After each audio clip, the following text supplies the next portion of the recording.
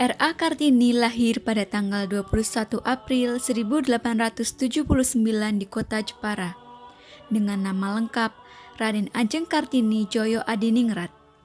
Kartini lahir di tengah-tengah keluarga bangsawan. Oleh sebab itu, ia memperoleh gelar Raden Ajeng di depan namanya. Gelar Raden Ajeng digunakan oleh Kartini sebelum ia menikah. Sedangkan ketika sudah menikah, gelar kebangsawanannya adalah Raden Ayu menurut tradisi Jawa. Ayah Kartini bernama R.M. Sosroningrat, putra dari Pangeran Aryo Condronegoro IV, seorang bangsawan yang menjabat sebagai Bupati Jepara. Ibu Kartini yang bernama M.A. Ngasirah merupakan anak seorang kiai atau guru agama di Telukawur, kota Jepara. M.A. Ngasirah bukan keturunan bangsawan, melainkan hanya rakyat biasa.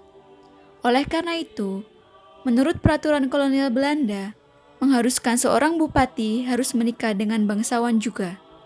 Hingga akhirnya ayah Kartini kemudian mempersunting seorang wanita bernama Raden Ajeng Wurjan, yang merupakan seorang bangsawan keturunan langsung dari Raja Madura. R.A. Kartini memiliki saudara berjumlah 10 orang yang terdiri dari saudara kandung dan saudara tiri. Beliau merupakan anak kelima, namun merupakan anak perempuan tertua dari 11 bersaudara. Sebagai seorang bangsawan, Kartini juga berhak memperoleh pendidikan. R.A. Kartini bersekolah di Europace Lutheran School hingga ia berusia 12 tahun. Disinilah ia kemudian belajar bahasa Belanda. Kartini aktif dalam melakukan korespondensi dengan temannya yang berada di Belanda. Dari sinilah kemudian ia mulai tertarik dengan pola pikir perempuan Eropa. Kartini mulai berpikir untuk berusaha memajukan perempuan pribumi. Dalam pikirannya, kedudukan wanita pribumi masih tertinggal jauh atau memiliki status sosial yang cukup rendah kala itu.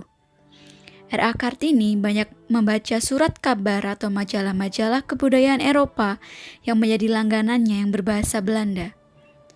Ketertarikannya dalam membaca kemudian membuat beliau memiliki pengetahuan yang cukup luas soal ilmu pengetahuan dan kebudayaan. R.A. Kartini memberi perhatian khusus pada masalah emansipasi wanita dengan melihat perbandingan antara wanita Eropa dan wanita pribumi. Selain itu, ia juga menaruh perhatian pada masalah sosial yang terjadi menurutnya.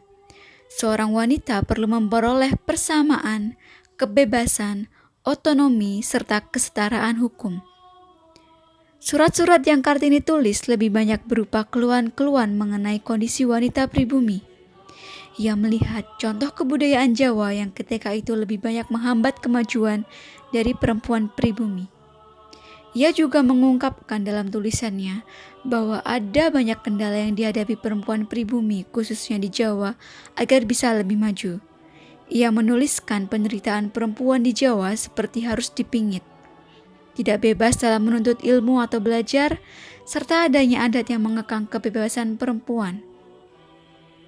Cita-cita luhur R.A. Kartini adalah ia ingin melihat perempuan pribumi dapat menuntut ilmu dan belajar seperti sekarang ini. Selain itu, tulisan-tulisan Kartini juga berisi tentang makna ketuhanan, kebijaksanaan dan keindahan, peri kemanusiaan dan juga nasionalisme. Inilah yang menjadi keistimewaan R.A. Kartini.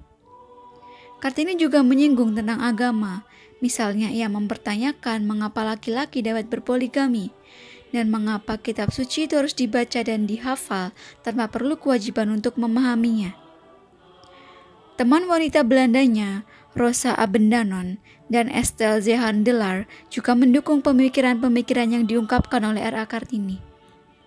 Sejarah mengatakan bahwa R.A. Kartini diizinkan oleh ayahnya untuk menjadi seorang guru sesuai dengan cita-cita, namun ia dilarang untuk melanjutkan studinya untuk belajar di Batavia ataupun ke negeri Belanda. Hingga pada akhirnya ia tidak dapat melanjutkan cita-citanya menjadi guru di Batavia ataupun berkuliah di negeri Belanda, meskipun ketika itu ia mendapatkan beasiswa untuk belajar ke Belanda. Pada tahun 1903, pada saat R.A. Kartini berusia sekitar 24 tahun, ia dinikahkan dengan KRM Adipati Aryo Singgi Djoyo Adiningrat yang merupakan seorang bangsawan dan juga bupati di Rembang yang telah memiliki 3 orang istri. Meskipun demikian, suami R.A. Kartini memahami apa yang menjadi keinginan istrinya, sehingga ia kemudian diberi kebebasan untuk mendirikan sekolah wanita pertama. Sekolah tersebut berdiri di sebelah kantor pemerintahan Kabupaten Rembang yang kemudian dikenal sebagai Gedung Pramuka. Pernikahannya dengan KRM Adipati Aryo Singgi Joyo Adiningrat melahirkan seorang anak bernama Susalit Joyo Adiningrat yang lahir pada tanggal 13 September 1904. Namun miris, beberapa hari kemudian setelah melahirkan anaknya yang pertama, R.A. Kartini kemudian wafat pada tanggal 17 September 1904. Beliau kemudian dikebumikan di Desa Bulu, Kabupaten Rembang.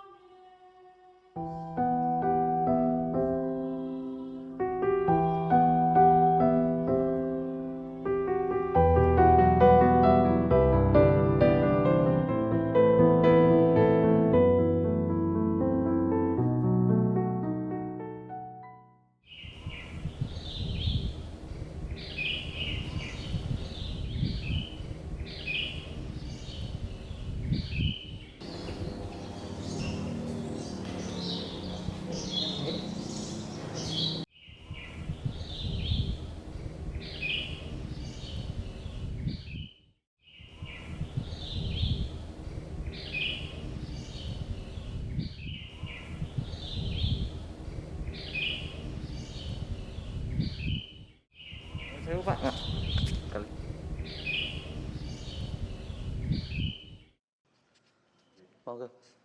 Kita sambil berdiri aja nggak apa-apa ya Mas? Kita jalan sama santai aja. Jadi kita mulai dari yang depan sana itu. Di sana ada makam besar juga, ada pagar besinya. Itu adalah makam dari Bapak Bupati Rembang, suami dari Raden Ajeng Kartini. Namanya Kanjeng Raden Mas Adipati Aryo Singgih Joyoadiningrat. Beliau ini aslinya dari Blitar, Jawa Timur. Pak Bupati Rembang ini sebelum menikah dengan Bu Kartini ini, beliau terlebih dahulu menikah dengan Raden Ajeng Sekarmilah Joyoadiningrat sebagai permaisuri yang pertama. Jadi permaisuri pertama namanya Raden Ajeng Sekarmilah Joyoadiningrat ini dinikahi Pak Bupati Rembang, tidak punya keturunan. Bahkan pada usia 40 tahun beliau sakit hingga akhirnya meninggal. Karena permaisurinya ini meninggal, baru kemudian Pak Bupati menikah lagi dengan Raden Ajeng Kartini. Jadi Bu Kartini ini dinikahi Pak Bupati Rembang sebagai permaisuri yang kedua, karena yang pertama tadi wafat. Bu Kartini sendiri, beliau adalah putra dari Bupati Jepara. Jadi putranya Bupati Jepara dinikahi oleh Bupati Rembang sebagai permaisuri yang kedua, karena yang pertama tadi wafat. Nah, Bu Kartini ini ayahnya bernama Aryo Sosroningrat, sedangkan ibunya bernama Ibu Ngasirah. Nah, Bu Ngasirah ini ternyata beliau adalah putra dari Kiai Haji Matirono dan juga Ibu Hajah Siti Aminah. Nah, jadi Bu Kartini selain putra dari seorang bupati, beliau juga merupakan cucu dari seorang kiai. Bahkan Bu Kartini sendiri juga merupakan santrinya Mbah Yai Soleh Darat Semarang. Dan Bu Kartini jugalah waktu itu pertama kali yang mempunyai gagasan, pemikiran, sekaligus beliau yang berani meminta dan menyuruh Mbah Yai Soleh Darat untuk segera menerjemahkan Al-Quran hingga tertulis menggunakan huruf Arab gundul atau pegot. Bu Kartini sendiri menikah dengan Pak Bupati Rembang hanya 10 bulan saja. Dikarenakan 10 bulan setelah menikah, Bu Kartini melahirkan, terus 4 hari kemudian Bu Kartini wafat. Jadi Bu Kartini ini wafat usia 25 tahun, 4 hari setelah melahirkan. Tapi alhamdulillah putranya hidup. Jadi yang wafat hanya Bu Kartini. Putranya diberi nama Raden Mas Susalit. Kalau nama Susalit sendiri jika diartikan dalam bahasa Jawa artinya susah wiwit alit. Jadi disingkat Susalit. Nah, Pak Susalit ini beliau hidup hingga usia 58 tahun. Beliau dulu pensiunan tentara dengan pangkat Mayor Jenderal TNI Angkatan Darat. Jabatan terakhir Panglima Divisi 3 di Ponegoro, Yogyakarta, Magelang tahun 46 sampai 48. Pak Susalit wafat tahun 62. beliau juga dimakamkan di sini. Makamnya ada di bawah pagar besi yang sebelah barat ini, ada tulisannya Panglima Divisi 3. Nah itu Raden Mas Susalit, satu-satunya putra dari Kartini ini, beliau juga menikah dengan Siti Luwiyah Susalit, dapat orang Tegal yang makamnya ada di bawahnya itu. Putranya juga hanya satu, yang ini namanya Budi Setia Susalit. Jadi secara dzuriyah atau keturunan, Bu Kartini hanya punya satu anak dan satu cucu. Nah, cucunya ini alhamdulillah istrinya masih hidup sampai saat ini bersama dengan anaknya 4. Jadi secara keturunan yang masih ada, Bu Kartini ini masih punya cucu mantu dan buyut 4 di Jakarta. Itu adalah keturunan langsung dari Raden Ajeng Kartini. Terus kita kembali lagi ke sini. Setelah Bu Kartini ini wafat, Pak Bupati Rembang, beliau juga menikah lagi dengan anaknya Paku Buwono ke-9 Solo sebagai permaisuri yang ketiga. Nah, permaisuri yang ketiga ini, beliau waktu melahirkan yang kecil ini, beliau wafat bersama dengan anaknya. Anaknya diberi nama Raden Ajeng Sri Urip dan dimakamkan di sini untuk mewakili ibunya, karena jenazah ibunya atau jenazah permaisuri yang ketiga diminta kembali lagi ke Keraton Solo. Jadi Pak Bupati Rembang, permaisurinya ada 3, yang tengah ini Raden Ajeng Sukarmilah ini yang pertama, Bu Kartini yang kedua, yang kecil ini mewakili yang ketiga.